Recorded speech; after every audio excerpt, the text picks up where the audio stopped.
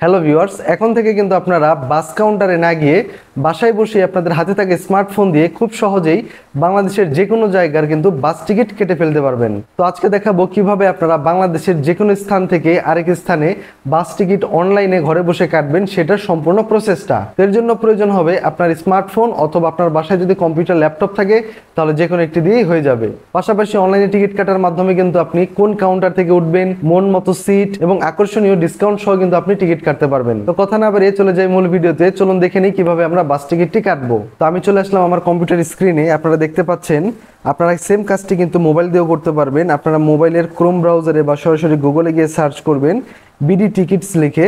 আর আপনারা যদি কম্পিউটার দিয়ে করেন তাহলে কিন্তু আপনারা গুগল ক্রোম ব্রাউজারে গিয়ে জাস্ট বিডি টিকিটস লিখে সার্চ করবেন। সার্চ করার পরে কিন্তু আপনাদের প্রথমে যে লিঙ্কটি চলে আসবে এটিতে আপনারা জাস্ট ক্লিক করে দিবেন, ওয়েবসাইটের ইন্টারফেসটি চলে আসবে। এরপর আমাদের কিন্তু প্রথমে সাইন ইন করতে হবে, অর্থাৎ বিডি টিকিটস একটি অ্যাকাউন্ট ক্রিয়েট করতে হবে। এর জন্য আমরা উপরে দেখতে পাচ্ছেন ডান পাশে কর্নারে যে লেখা আছে লগ ইন বা সাইন আপ, এই অপশনটিতে ক্লিক করে আমরা সিম্পলি এই সাইন আপ অপশনটিতে আবার সিলেক্ট করে দিব। দেন এখানে আমাদের প্রথমে মোবাইল নম্বরটি দিয়ে দিব, দেন আমাদের ফার্স্ট নেম এবং লাস্ট নেম দিব, অর্থাৎ আপনার নামের প্রথম এবং শেষ দুটি বসিয়ে দিবেন। বসানোর পরে এখানে নিচে আপনার একটি ইমেল আইডি দিবেন, আপনার ভ্যালিড ইমেল আইডিটি দিবেন। ইমেল আইডি দেওয়ার পরে আপনি সিম্পলি জাস্ট সাইন আপ এই অপশনটিতে ক্লিক করে দিবেন।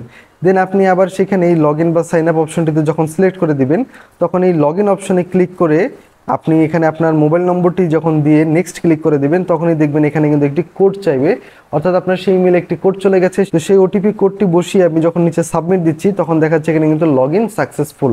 দেখতে পাচ্ছেন উপরে কিন্তু আমার নামও চলে আসলো। এখন এখান থেকে সিলেক্ট করব, এখানে দিয়ে দিতে হবে আমি কোন স্থান থেকে গাড়িতে উঠবো।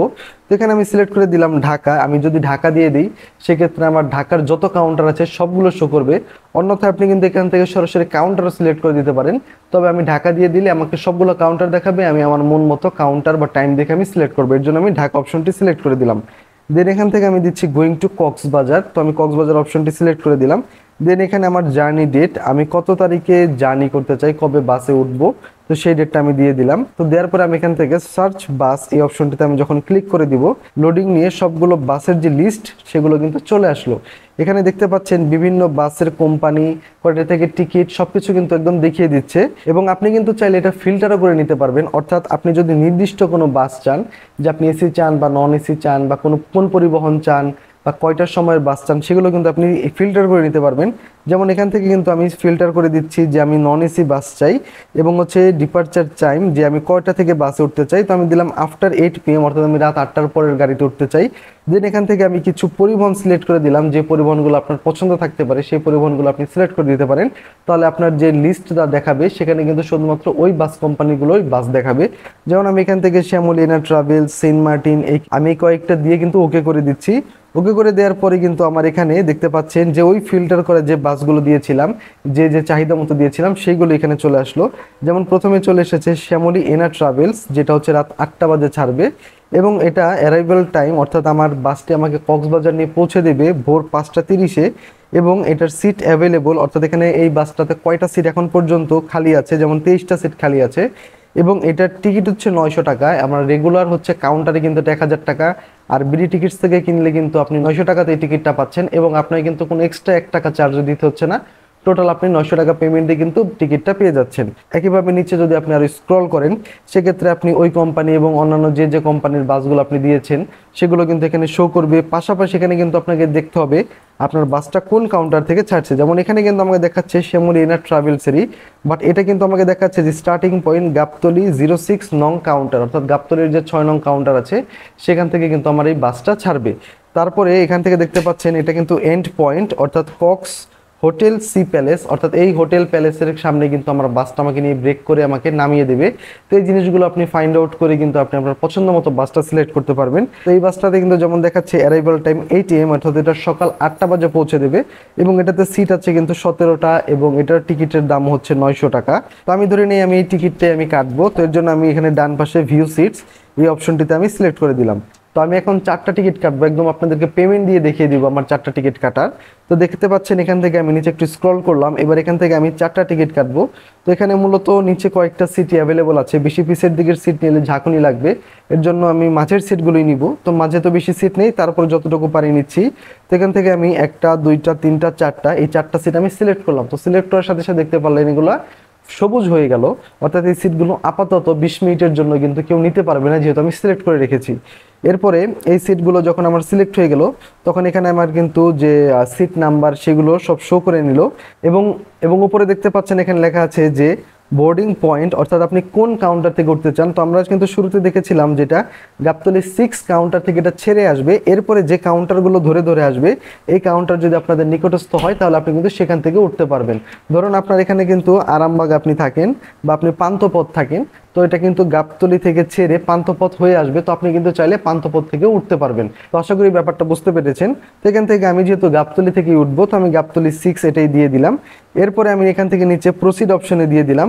এরপর এখানে আমার সমস্ত ডিটেলসটা কিন্তু পুনরায় দেখাচ্ছে, যে আমার বাস, জার্নি ডেট, আমার সিট নাম্বার, আমার সকল তথ্যগুলো কিন্তু তারা পুনরায় এখানে ভেরিফাইড করিয়ে নিচ্ছে।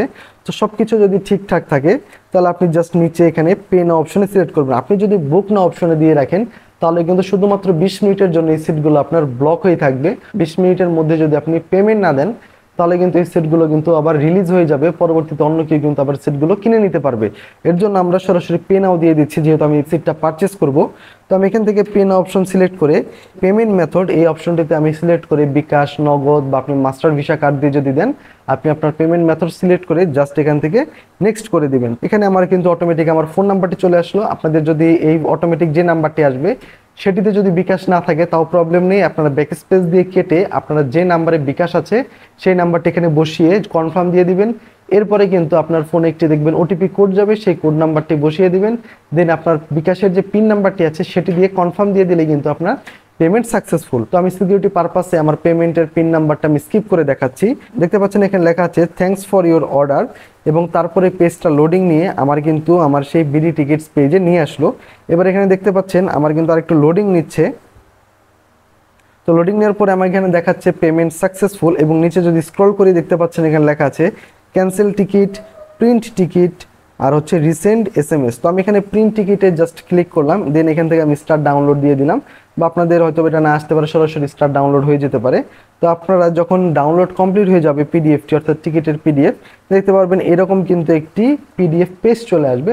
এটি আপনারা জাস্ট আপনাদের ফোনে ডাউনলোড করে রেখে দিবেন। চাইলে আপনারা 2 কপি প্রিন্ট আউট দিয়ে রাখবেন, যেদিন আপনারা ট্রাভেল করবেন সেদিন আপনার 2 কপি কিন্তু সাথে নিয়ে যাবেন। আপনার টিকিটটি কিন্তু একদম বাস কোম্পানির যে সার্ভার আছে সেখান থেকে কিন্তু বুকড হয়েছে এবং আপনি পেমেন্ট দিয়েছেন। অনেকেই কিন্তু কোশ্চেন করেন যে বাস টিকিট কাটার পরে, অর্থাৎ অনলাইনে টিকিটটা কাটার পরে আমাকে সেটা আবার কাউন্টারে নিয়ে দেখাতে হবে কিনা, বাস টিকিটটা আবার সেখানে নিয়ে ভেরিফাই করতে হবে কিনা। তো এমনটি কোনো কিছুর কিন্তু প্রয়োজন নেই। আপনি যেদিন টিকিট কাটবেন সেদিন আপনি জাস্ট প্রিন্ট আউট দিয়ে রাখতে পারেন, বা আপনি মোবাইলে সেভ করেও রাখতে পারেন। পরবর্তীতে আপনার যেদিন ট্রাভেল ডেট, অর্থাৎ যেদিন আপনি বাসে উঠবেন, অর্থাৎ যে সময় আপনার বাসটি আসবে তার কিছুক্ষণ আগ মুহূর্তে আপনি বাস কাউন্টারে গিয়ে আপনার সেই পিডিএফ কপিটি যদি দেখান তাহলেই কিন্তু হয়ে যাবে। আপনাকে টিকিট কেটেই সাথে সাথে, বা ওই আপনি যদি আজকে 7 দিন পরে টিকিট কাটেন, আপনাকে আগে গিয়ে কিন্তু দেখিয়ে সিটটা পুনরায় কনফার্ম করতে হবে এমন কোনো ব্যাপার নেই। তো এই ছিল ভিডিওটি, আশা করি বুঝতে পেরেছেন। আমার চ্যানেলে কিন্তু বিভিন্ন প্রয়োজনীয় ভিডিও দেওয়া আছে, অনলাইনের বিভিন্ন কার্যাবলী সংক্রান্ত, পাসপোর্ট সংক্রান্ত, ভিসা সংক্রান্ত, এনআইডি সংক্রান্ত থেকে শুরু করে যাবতীয় নানান অনলাইনের কার্যাবলী। তো দেখা হবে নতুন কোনো ভিডিওতে, ততক্ষণ ভালো থাকুন, ধন্যবাদ।